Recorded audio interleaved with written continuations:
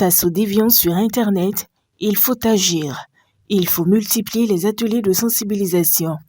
C'est dans ce cadre que le projet d'appui au renforcement de l'écosystème de l'économie numérique au Bénin, DigiBoost, avec l'appui de ses partenaires, a réuni des jeunes de divers profils pour leur faire comprendre les notions de cybercriminalité et de sextorsion.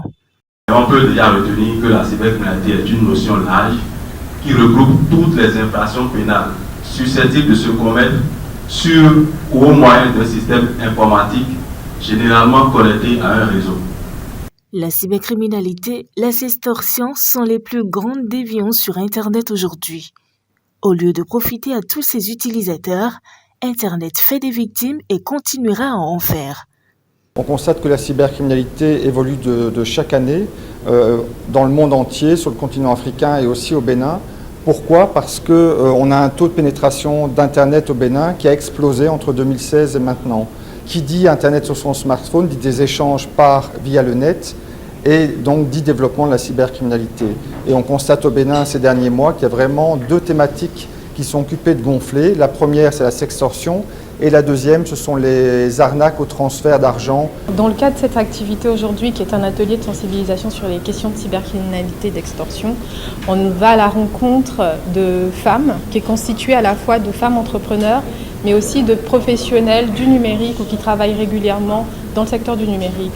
L'enjeu ici, c'est de les sensibiliser et prévenir les questions en lien avec la cybercriminalité et la sextorsion pour s'assurer qu'elles sont outillées au mieux dans leur quotidien au travail, mais qu'elles servent aussi de relais et de levier, de vraies ambassadrices pour partager les bonnes pratiques de comment est-ce qu'il faut faire attention, comment est-ce que chaque citoyenne béninoise devrait prendre en compte les enjeux du numérique et adopter les habitudes qui les protègent au-delà de toutes les opportunités qu'offre le numérique aujourd'hui.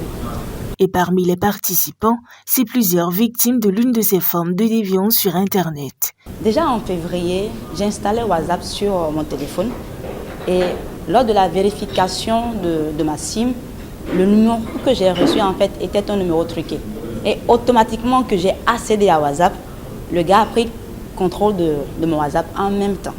Et malheureusement pour moi, je n'ai pas été assez vigilante. J'ai désinstallé. Le temps de réinstaller, c'est fini pour moi. Il a pris contrôle. Donc j'ai dit, ça m'a tellement frustrée. Parce qu'il a dit, ok, tout est donné, je vais les mettre sur le dark web. Ça m'a choquée. Elle dit, bon, c'est le moment d'en savoir plus en fait. D'en savoir plus sur la cybercriminalité, les différentes formes de la cybercriminalité, comment est-ce que ça marche et comment est-ce qu'il faut faire vraiment pour ne pas tomber dans le piège. J'ai été victime également de cela. Il y a un monsieur avec qui je discute fréquemment et qui m'a écrit, qui m'a demandé, je pense, 2000. Ça m'a vraiment étonnée parce qu'on n'avait pas ça comme discussion. Et donc, qu'est-ce que j'ai fait? Je lui ai écrit également sur WhatsApp. Je lui ai dit, je viens de recevoir tel message. Est-ce que c'est réellement toi qui es derrière? Il a dit non, ce n'est pas moi. Il a été étonné. Et généralement aussi, pour les femmes, on tombe dans un autre piège. Le piège où on est amoureuse et on envoie des photos qu'il ne faut pas. On ne sait pas comment les relations amoureuses finissent généralement, mais quand le monsieur est déçu, il prend ces images-là pour en faire tout un chantage. Au moins 50 jeunes sont sensibilisés sur les déviances sur Internet. À leur tour, ils devront porter le message pour une meilleure utilisation de Internet.